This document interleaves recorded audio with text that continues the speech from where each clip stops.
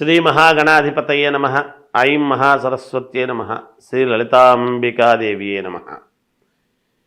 August నెల అంతా కూడా రాశి ఫలాల కార్యక్రమములో భాగంగా ఎవరెవరికి ఏ రాసుల వాళ్లకు ఎలా ఉంటుంది అనేటువంటి దాని మీద ఇప్పుడు నేను తెలియజేస్తున్నాను.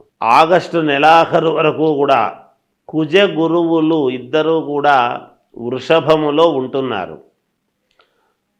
శని స్వస్థానములు స్వక్షేత్రములో ఉండి కుంభములో ఉండి వక్రదృష్టితో చూస్తూ ఉన్నాడు అనేటువంటిది కూడా గతంలో చాలా వీడియోలు చేసి చెప్పాను. గురువు గనక మీ లగ్నములో పుట్టినటువంటి వాళ్ళ వ్యక్తిగతమైన జాతకములో అనుకూలముగా ఉంటే తప్పకుండా సత్ఫలితాలు ఇస్తాడు. కొంచెం ఏదైనా కుజగురువులు ఇద్దరూ కూడా ఏదైనా ఉండకూడని స్థానాల్లో మీ లగ్నాన్ని బట్టి ఉన్నారు అంటే కొన్ని ఇబ్బందులు జరుగుతాయి. అందుకని ఎవరికి మేలు ఎవరికి మేలు కాదు అనేటువంటి విషయాన్నే ఇప్పుడు నేను తెలియజేస్తున్నాను. కుజుడు అనేటువంటి గ్రహము గురువు అనేటువంటి గ్రహాలు రెండూ కూడా వృషభములో ఉండేటువంటి దాని వలన ఎవరికి ఏ రాశి వాళ్లకు ఎటువంటి ఫలితాలు ఉండబోతున్నాయి అనేటువంటిది ఇప్పుడు నేను తెలియజేస్తున్నాను. అయితే మీ వ్యక్తిగతమైనటువంటి జాతకాలను పరిశీలన చేసుకుని ఒకవేళ ఏదైనా మీ జాతకములో లోపము ఉంటే దాన్ని సరిదిద్దుకోగలరు అనేటువంటిది తెలియజేస్తున్నాను. ఎందుకు?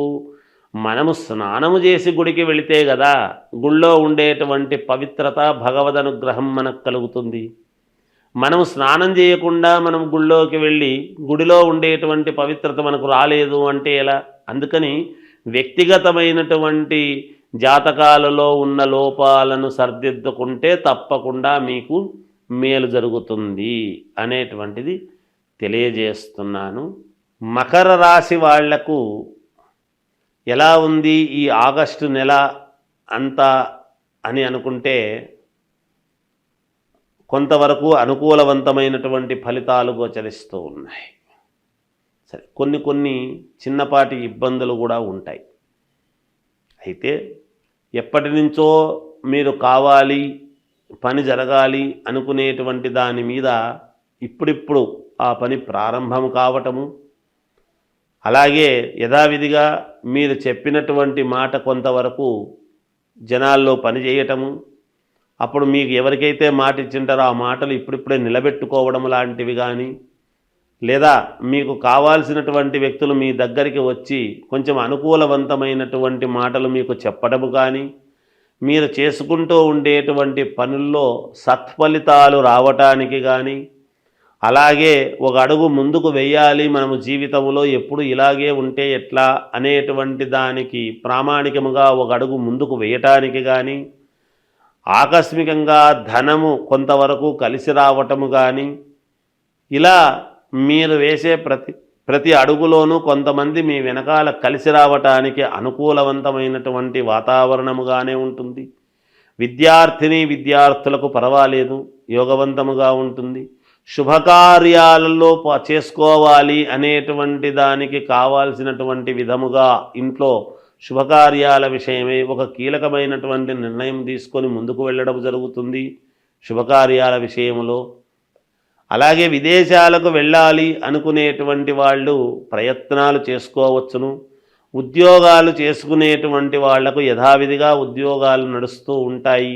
కొత్తగా ఉద్యోగాలు కావాలి అనుకునేటువంటి వాళ్ళు ప్రయత్నము చేయండి, ప్రయత్న లోపం ఉండకూడదు కదా. ఖచ్చితంగా సత్ఫలితాలు అనేటువంటిది పొందేదానికి ఎక్కువగానే అవకాశాలు ఉన్నాయి, మేలు జరిగే అవకాశం ఉంది, ఏమి ఇబ్బంది లేదు.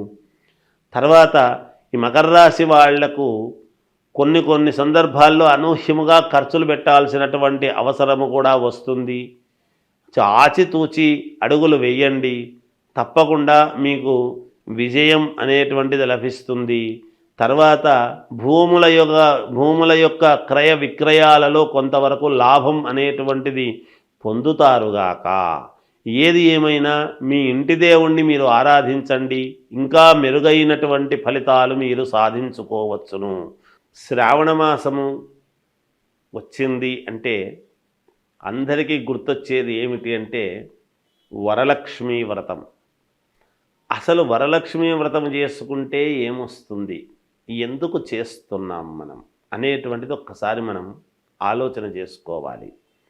వరలక్ష్మీ వ్రతం అని అనంగానే పౌర్ణమికి మామూలుగా ముందుగా వచ్చే శుక్రవారం నాడు వరలక్ష్మీ వ్రతం అంటే 2వ వారం ఎప్పుడూ పడుతుంది సహజంగా.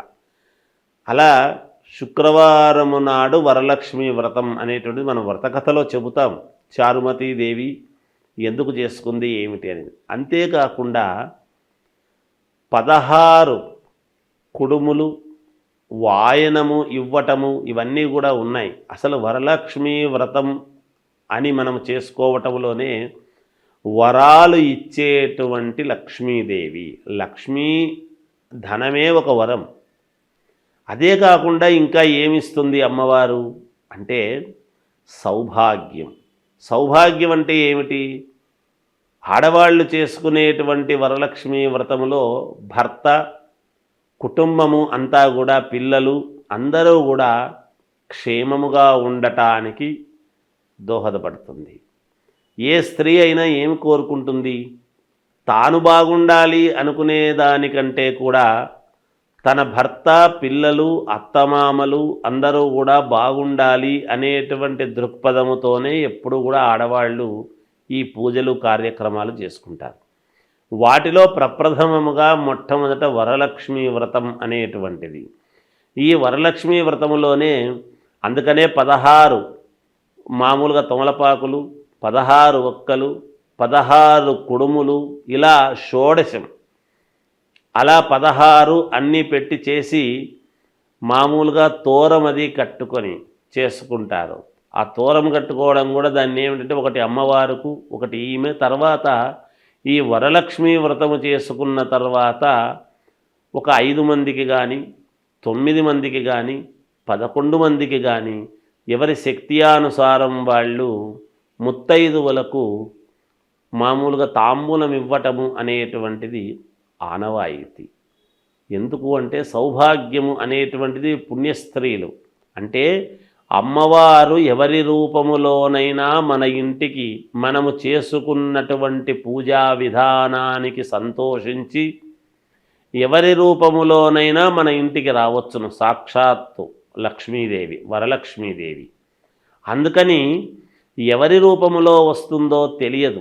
ఆనాడు మనము నిజంగా మన మనస్సులో వీళ్ళని పిలవాలి, వాళ్ళని పిలవాలి అని అనుకుంటాము. కానీ ఆ పిలిచిన వాళ్ళు ఎవరు? కొంతమంది వస్తారు, కానీ పిలవకుండా కూడా కొంతమంది మనకు ఎదురై రండి అంటే వచ్చేవాళ్ళు వస్తారు. అందుకని మీకు ఉన్నంతలో, కలిగినంతలో శ్రద్ధగా చేసుకోండి. ఆ శ్రద్ధగా చేసుకున్నప్పుడు ఖచ్చితముగా అమ్మవారి అనుగ్రహము పొంది మీరు చాలా వరకు సంతోషముగా జీవితము సాగించేదానికి మేలు జరుగుతుంది గాక. ఈ వరలక్ష్మీ వ్రతము చేస్తూ ఉన్నప్పుడు మీరు ఒక్కటి పాటించాలి.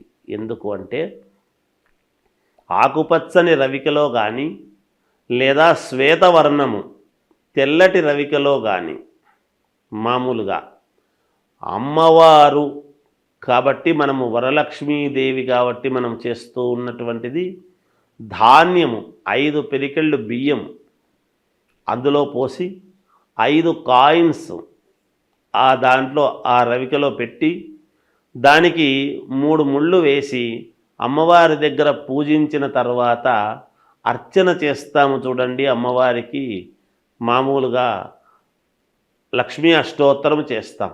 ఆ అష్టోత్తరము చేస్తూ ఉన్నప్పుడు ఆ రవిక గుడ్డ మీద గనక మీరు అష్టోత్తరము చేసినారు అంటే చేసిన తర్వాత దాని మీద ఉండేటువంటి కుంకుమ ఒక చోట ఒక పేపర్లో తీసుకొని దాన్ని తీసుకువెళ్ళి అట్లాగే మీరు బీరువాలో పెట్టుకోండి. తప్పకుండా ధనము మీకు చాలా వరకు ఎన్ని ఇబ్బందుల్లో ఉండేటువంటి వాళ్ళకైనా ఏదో ఒక రకంగా మీకు అమ్మవారి అనుగ్రహము పరిపూర్ణముగా కలగడానికి చాలా రకాల మార్గాలలో ఇదొక రకమైనటువంటి మార్గము. దీన్ని అందరూ పాటించి చేసుకోండి. తప్పకుండా మీకు మేలు జరుగుతుంది అని తెలియజేస్తూ జయోస్తు.